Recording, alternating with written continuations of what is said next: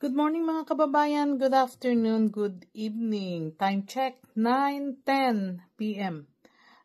Monday night. Kagagaling ko lang ng trabaho, kararating ko 1 hour ago, kumain muna. Bago ako ay umakyat na at continuous ang ating trabaho. Tignan nyo naman po, yung computer ko naka-on pa. Di pa ako nakabihis. Kaya siguro I have another hour. Kasi po taxation season namin, ang dami kong, ano ba yun? Ang dami file ng accountant namin, kaya 5 na corporation, tapos 2 personal. Kaya kawawa kami ng asawa ko. Ang dami kong ginagawa, talagang busy ako ngayon. Anyway, mag-update lang tayo.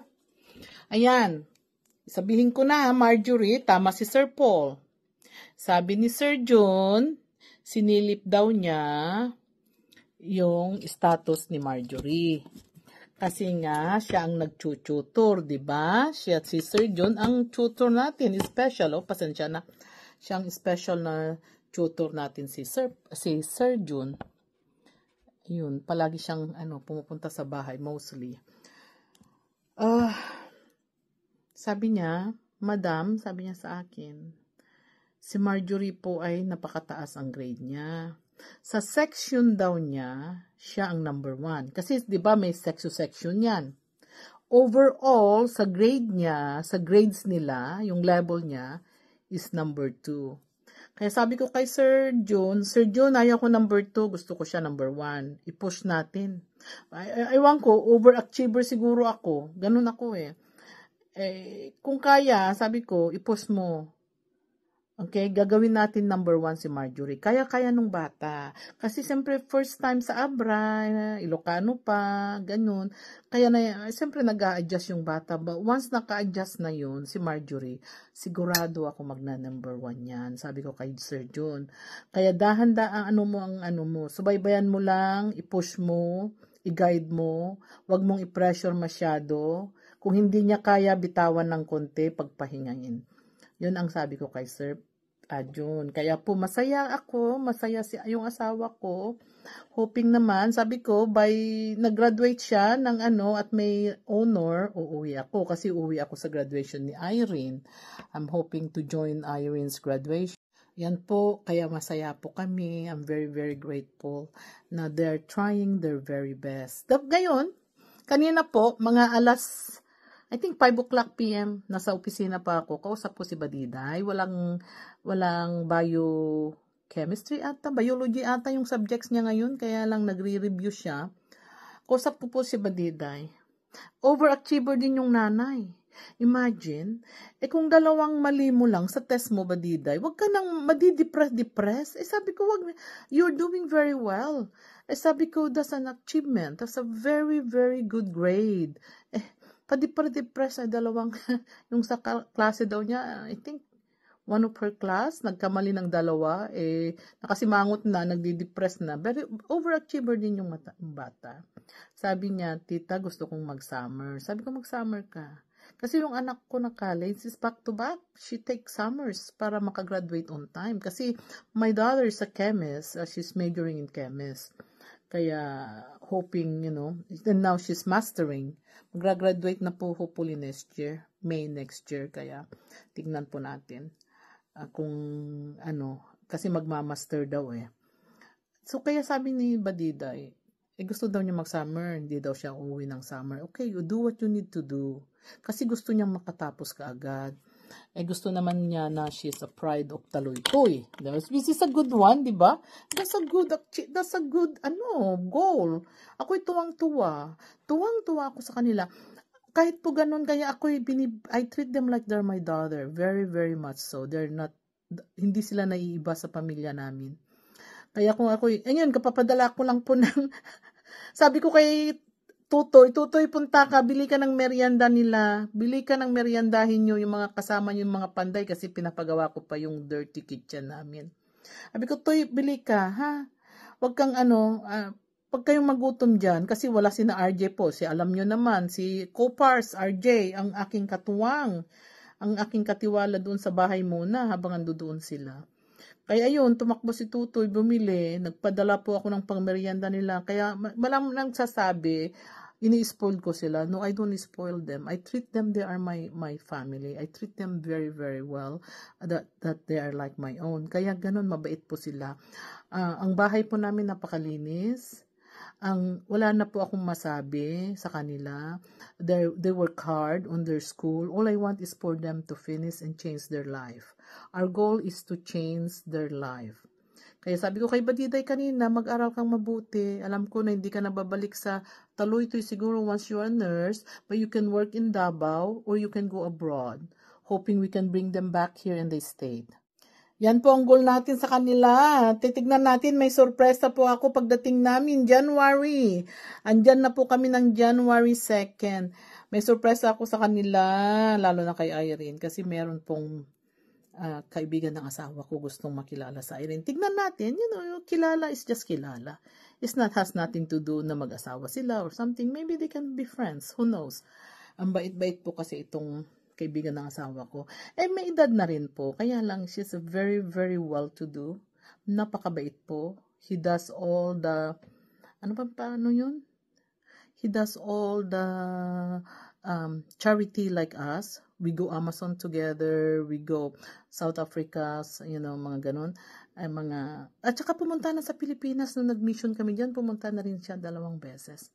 So, she knows Philippines, she's staying abroad, wala siyang kakeme-keme. Mabait sila po, mabait yung mga kaibigan na asawa ko. Yan po ang update natin. Abangan nyo sa January, sana magkita-kita tayo. Darating po kami, iniisip ko I don't know, I probably gonna see some of you guys, kahit kunting grocery lang dyan. Tignan natin, we will announce, okay? Okay, ito na, update tungkol kay Romnick, okay? Officially, he's out of his scholarship. Okay, out na siya po, kasi there's several instances, ito, pakinggan nyo mabuti, several instances na nangyayari between Tatay Agusto and me. Marami na pong nangyari. Ako ay, why am I trying to reach out? Yun ang tanong. Bakit nyo pa, ma'am? Bakit nyo pa inaano si Romnick? Why are you asking him? Why are you begging him? Why are you giving him a second chance, a third chance? Why? Kasi po taga-Abra si Romnick. Natutulungan ko po ng hindi taga-Abra. I was failed several times yung aking pinapaaral sa amin. How many times ang tinutulungan ko po I was failed? Kasi walang nagbabantay, walang nakaano. And this time sabi ko, Romnick, hoping that she will be my pride namin ng asawa ko na makatapos. Sana maintindihan niyo po. Okay? Kaya po I reach out to him. I actually talked to him in, couple of times through telephone. Hindi messenger. It's actually a phone. At sabi niya, tita, lilipat na ako ng Lunes. Ayun, pinagbigyan ko. Na naman. Okay? But Tatay Agusto interfere. Okay? Lolo niya po ang nag-interfere. Ito po, ang totoo. Si Romnick wants to go to Abra Valley with Badiday. Mag-private school sila. Sinong pumigil? Si tatay. Kaya sabi ko kay tatay, bakit ganon? Huwag mong pigilan yung apo mo. Gusto niyang makatapos. Pinagbigyan ko uli. Gusto niya, hindi, lagangilang pupunta dyan, pupunta doon, may kilala kami. Okay, tatay, okay. I'm with you. Tatay, sige, para mabago ang buhay niyo, I want you to change your life. Okay, yun ang goal namin ng asawa ko. Okay, marami na pong nangyari after that. It's a disappointment between me and him. It has nothing to do with Romnick. I respect Tatay Agusto. I never scream at him. I never really got mad at him. But I insist, tatay, ganito ang gawin natin. No. Tatay, ganito ang gagawin natin. Hindi pwede. Lahat ng gagawin namin ayaw. So there's nothing we could do. We cannot move to improve his life, Romnick life. Hindi po namin pwedeng nakiki-interfere si tatay. Kaya mahihirapan. Marami po kasing causes. Hindi nyo lang po alam kung bakit ganun. Kasi si tatay po, one time, I'm letting you know, one time, Agosto po yun, August. Pumunta sa bahay nung I was in the Philippines. Ipinapatubos po niya yung kanyang lupa na isinanla. Inayawan ko, doon na siya nagtampo. Doon ang umpisa ng tampo niya. Kaya the rest is history. The rest may kwento na from that August till now. Kasi marami na nangyari. But pinabayaan ko, I reach out to them. I talk to them nicely. Kasi naawa ako sa bata. Kaya I hope you guys maintindihan nyo, ha? Anyway, yun po. Tapusin na natin kay Romnick. So, wanang ginawa po ni Copar, si RJ, reach out to all his sponsor. Kung anong gagawin namin sa bike, anong gagawin ni Copars doon sa POM. So, anong gagawin namin sa diniposit namin pera? Mababait po sila. Sabi naman ni Mrs. Silva, Mr. and Mrs. Silva sa Hawaii, pabayaan na lang daw yung diniposit sa bahay is a Christmas gift to Tita Virgie. Yung bike po, naghihintay po kami kung ano ang decision ni Ma'am Arbeca. Salamat po ha, Ma'am Arbeca, at saka Mr. and Mrs. Silva in Hawaii. Salamat po, at saka Norton family, yung grocery na binigay nyo po. Ang dami pong nagmamahal kay Romnick. At saka lahat po ng gamit ng binili namin, sabi ko kay RJ kanina, nag-usap kami, give it to Vince. Papagawan po namin ni si Vince ang kwarto kasi hindi po namin kayang pagawan sila ng bahay. Kasi ang pera niya is we're keeping it to his surgery, which is coming up. Meron siyang appointment this Friday, okay? Titignan natin kung kailan ang kanyang schedule. It's a process. Mabagal talaga kasi it's a government hospital. A process talaga yan, mapapagod sina RJ. Kawawa naman din sila. But, sabi ko, lahat ng gamit na nabili para kay Vince, kay Romnick, ibigay kay Vince. Papagawan natin ng kwarto si Vince para may magandang tulugan. Do you think, mga kababayan, sa mga ganong natin? Give it to Vince, lahat na nabili ng gamit. Aywan ko sa grocery si Madam Norton family were waiting. Yung bike ni Romnick po, hinihintay po namin si Ma'am Arbeca. Again, salamat sa inyo. Ma'am Arbeca, Mr. and Mrs. Silva, and family, Norton family. Salamat talaga sa tinutulungan nyo ako kasi ang dami-dami po nila. I really, really appreciate you from the bottom of my heart. Someday we can all meet. I would love to come and meet all of you. Someday. Mag-retire muna ako, di ba? At talagang tuwang-tuwa po ako kasi katuwang nyo, meron akong katuwang sa Abra. Awang-awa ako sa kanya. Kaya lang, there's nothing I could do because everything we do for him is being stopped by Tatay Agosto. Kaya ewan ko kung pagdating ko po kung pupunta sila sa bahay or I don't know what to do with them. But I feel bad. I really feel bad. Lahat po ng yung pangkabuhayan na binigay ko, wala, ginastos niya. Ewan ko, for some reason, we just have to stop that way now. Update ko lang kayo tungkol kay Romnick. Mahal ko yung bata, hindi ko ginawa yung bahay nila. Ang daming tumulong po na sponsor. Again, Mr. and Mrs. Silva andoon, sina Arbeca, sina Norton family, marami pa sina Ma'am Carol Salve. Ang dami po yung animos na taga Singapore. Ang dami tumulong po, taga Abra, may mga tumulong na taga Abra. Kaya tuwang-tuwa naman kami at natulungan siya to see. But, life must go on with him. I wish him luck. I wish him the best and the best sa pag-i-school niya. Sana naman makatapos siya. Talagang pinagdadasal ko. I prayed for it. I didn't cry. Hindi kagaya nila doon noon, umiyak na umiyak ako talaga. But I didn't cry for Romnick. But I'm very, very sad. My husband and I are very, very sad. Sana po kasi siya yung pride ba ng PB sa Abra na makakatapos kasi ang first college. Marami na po kami inisponsoran na taga Abra. Hindi, they're not successful. Nahirapan po kami. Kaya lang ito nababantayan ni RJ. Kaya po nagpapasalamat po ako sa mga lahat-lahat ng sponsor, lahat po kayo nakakaintindi, huwag kayong mag-away-away, huwag na tayong tapusin na natin tungkol doon sa bata.